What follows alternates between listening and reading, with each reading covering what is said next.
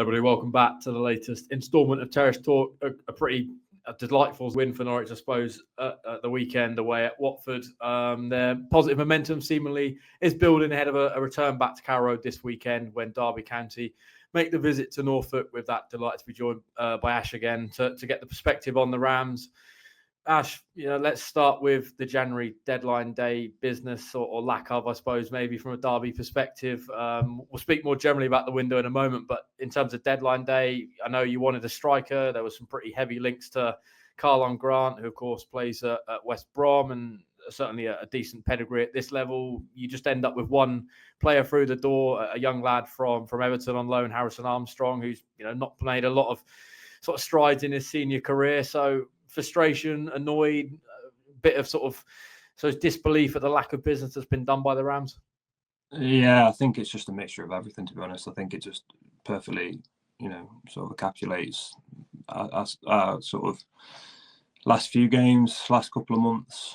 I mean, you could talk to any Derby fan, you could tell that at the beginning of the day we weren't confident about any sort of transfer coming in. It's just it's the way we've been historically. Transfer deadline day has never been, particularly good for us. It's always been sort of, well, if we're going to do anything, it's probably likely to be a panic buy, or even when we're in League One, we bought players in, didn't work out because basically we just needed the bodies and we got them in, but they weren't quality players. And I think sometimes you can not get players in and think, well, we're not just going to sign players for the sake of it, which is fair enough, but we're absolutely destitute and we're sort of down to the bare bones of the squad. So any bodies would have been positive yesterday. But yeah, we've got the one young lad on loan from Everton. I mean, it remains to be seen what he can do for us. In a Championship relegation dogfight, having not played much senior football. But yeah, we'll see. Yeah, it's broadening it out more generally to the window as a whole. Of course, one pretty major departure in Cashin, who I think anybody who's seen Derby, seen him playing in that role, a key player for the Rams, and got a high ceiling. Obviously made that move to Brighton. A couple of experienced bodies out the door as well, likes of Bradley and Collins, but made a few additions as well. A couple of lads from Norway, Matt Clark, of course, from Middlesbrough. I mean, what do you sort of rate the window as a whole? Obviously, still feel like you may be lacking that firepower up front, but those bits of business, happy with that? Yeah, I think you have to be. I mean, we don't typically spend money, especially in recent seasons. We've not really had much money to spend, and the owner's made it quite clear that he's not got massively deep pockets. End of the day, he was a reluctant owner that bought us, and he's now using his own money to keep us afloat and to make transfers. So without that sort of investment from elsewhere, we're not going to be massive spenders in the Championship anyway. But yeah, I mean, I'm happy with the players that we bought in, but we've effectively stood still. I mean, we've lost cash in and bought in another centre-half from Norway. We have lost Curtis Nelson for the season through an ACL injury, so we bought Matt Clark in.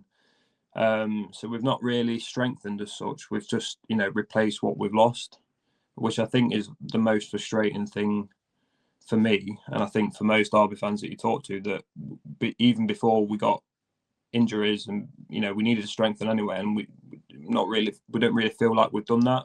We've just sort of maybe stood still, and we're still picking up injuries every game. So the opportunity was there this month to really strengthen, especially higher up the pitch, and we've not done it. So I think we're at a solid maybe 4 or 5 out of 10 if we're scoring it, but I think that's maybe being a bit generous. Yeah, obviously the form's dipped quite drastically over the last few weeks. I think it's 7 straight defeats in the Championship. Obviously, there's the FA Cup defeat in there as well. I mean, looking at kind of some of those results, not overly positive, fairly thin margins on some of those, couple of 1-0 defeats in there, which shows that there's maybe a lack of quality in certain areas, but the results aren't going for you at the moment. So what's kind of the recent weeks been like? The performance has been poor. What's kind of the reasoning for the dip off in pretty drastic fashion? I wish we had the answer, and I think Paul Warne wishes he had the answer as well. I mean, you listen to him after the games, and he'll talk about, we're not being beaten heavily by teams. We're maybe losing 1 or 2-0. But the worry for us is that we're in those games and we aren't taking chances, and we're creating very little. So when we do get chances, we're not taking them, and then we'll go up the other end and we'll concede a soft goal, which is hugely frustrating. I mean, the epitome of that was the Cardiff game. They weren't a good side. I mean, they were thrashed 7-0 at the weekend although Leeds are a very good team. It just shows how much of a soft underbelly they've got if you get at them, and we allowed them to score twice very quickly, and we pulled one back, but the game had gone by then, it was too late. The 1-0 defeat away at Bristol City, we were in the game, and then it just let us, it just passed us by, and that's it. We conceded a goal and we never looked like scoring again, so that's another game gone. And we just can't afford to do it. I mean, we're the only side in the country not to have picked up a point in 2025, which, I mean, tells you everything you need to know about where we are. And the problem is losing becomes a habit, same as winning does. And the confidence is so low with the players that it's now filtered through to the fans. I'm sure it's filtered through to the coaches. So it's not great at the moment. It's not a good place to be. I think if you look on X or Twitter, whatever you call it, it's not, the timeline's not great and no one's happy. So yeah, it's not brilliant at the moment, but it's just got to keep faith that all it takes is one game for it to turn around. We'll be okay, but time's ticking. Is it fair to say the pressure's maybe building a little bit on Paul Warne from certain sort of parts of the fan base? Where do you maybe stand on that debate? Because I know there's kind of sort of almost a sort of hint of certain elements of certainly Championship fans that have seen him manage at this level previously with Rotherham. Obviously, he always struggled, took them back down. Certainly at League One, he's obviously got the knack of managing to get teams out of it. So is there maybe concern that he could almost be going down, I suppose, the same garden path that he's been down previously with Rotherham? Yeah, I mean, for me personally, I can't talk about everyone else, but for me personally, I'm forever grateful for what he did for us, getting us out of League One. In just a couple of seasons, you can see sides get stuck down there for a long time, but fortunately we managed to get out. But his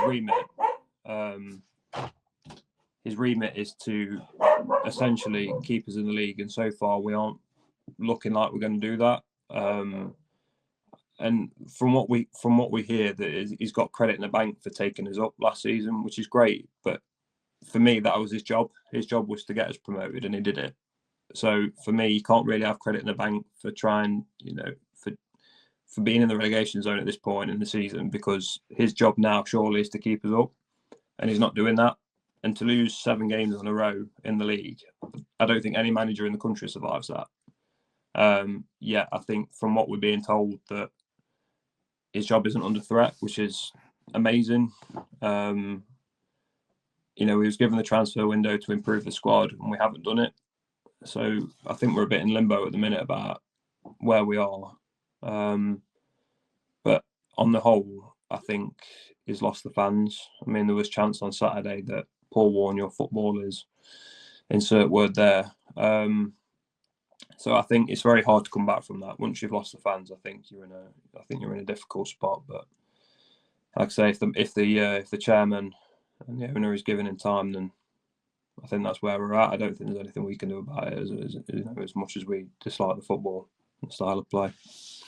Yeah, is there kind of a fear that gap, could build, I suppose, to those teams above you in safety at the moment, only a couple of points off, but we know the Championship, it's, 3 game weeks at different points, and that gap can suddenly grow from 2 points to 6-7 points at sort of a flick of a button. So is it almost like trying to act not too late in terms of Paul Warne, or obviously, as you mentioned, there might be a willingness to give him time, but obviously that could ultimately respond in Derby, fearing the drop and ultimately ending there come the end of the season. It's tricky because David Clyde's, the owner, when he took over, he wasn't shy at getting rid of Liam Rosenior at the time, who'd only been there sort of interim for 10 games.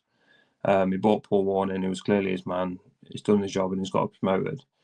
But I think we just need that new manager bounce. I know it's maybe not really a real thing, but I think just sometimes a bit of change can give you a lift. I mean, you look at the job that Rowett's done at Oxford. Took them miles away from the relegation zone. We've almost swapped places. Like we've been dragged into it, and they've sort of gone to mid-table and haven't looked back. Our away form is absolutely shocking. I mean, we've won 1 game away from home all season. I don't know another club that would let that slide and just allow that to be the norm. And again, we get the same sort of, we're not really getting thrashed by teams, which is great. but we're still losing. You know, we're not even digging out draws at the moment, which we have done in the past.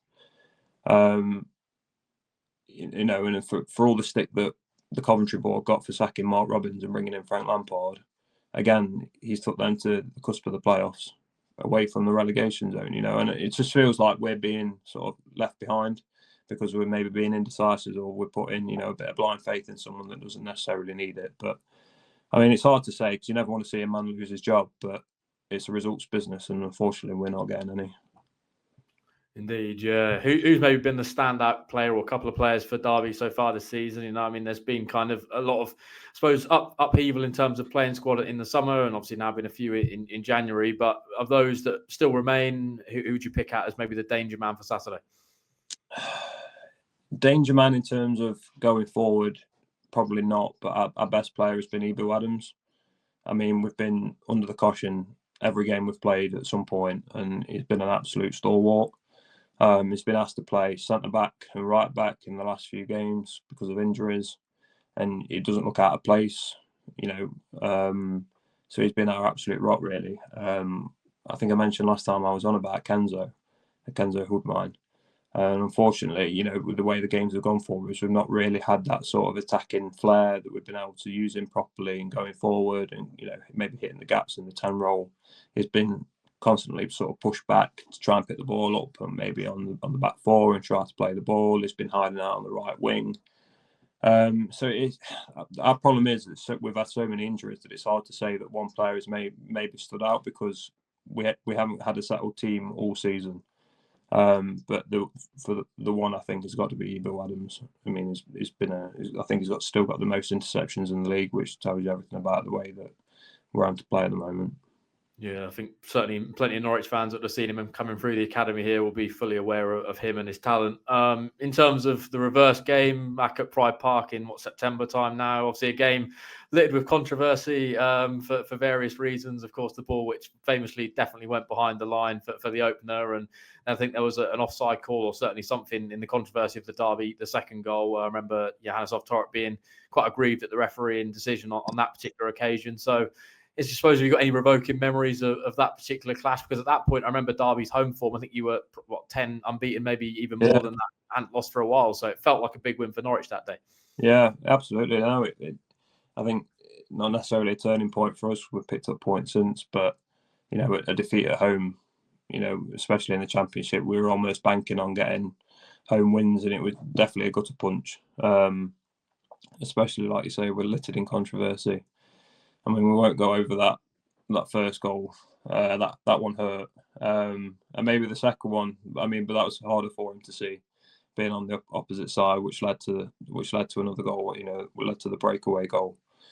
But yeah, it was tough. I think because of the way the first goal went in, I think we were almost just on a shot to nothing. I think a little bit that the fans were sort of on edge the whole game and thinking, oh, you know, is there going to be another mistake, or is there going to be another decision that goes against us? And, you know, they say that you make your own luck in the league, and unfortunately that day we didn't. And you guys played, you know, unbelievably well. We scored 3 goals away from home. You'd be grieved not to win, and fortunately for you guys, you did that. So yeah, I mean, credit to you. Yeah, that was probably one of the high points on the road this season, but Norwich not been particularly great on the road, certainly up until maybe the recent win at Watford that maybe changed the trajectory a little bit. One player I just wanted to ask you about, who's made the switch to Norwich, who's previously played for Derby, Lewis Dobbin, not played a lot of senior football throughout his career, but did have one pretty successful spell in terms of the amount of games he played, over 50 games for the Rams in League One a few years back.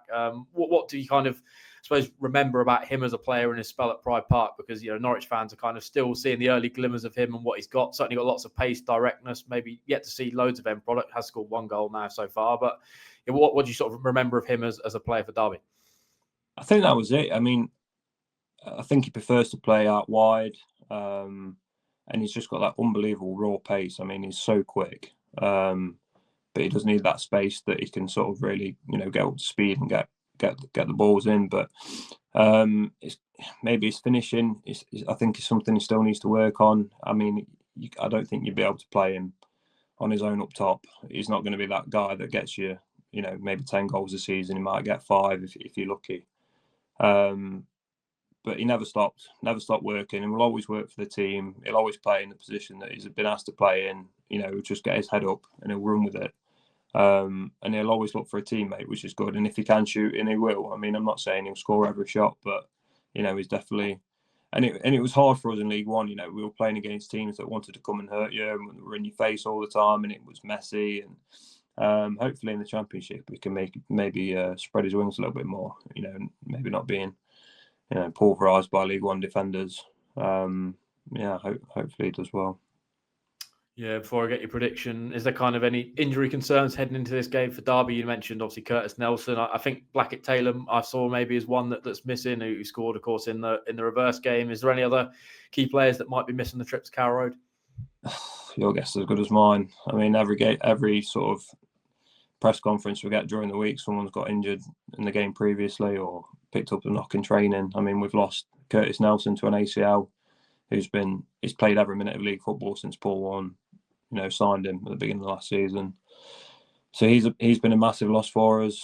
I mean, we've lost essentially our back four, so we've got no Kelvin.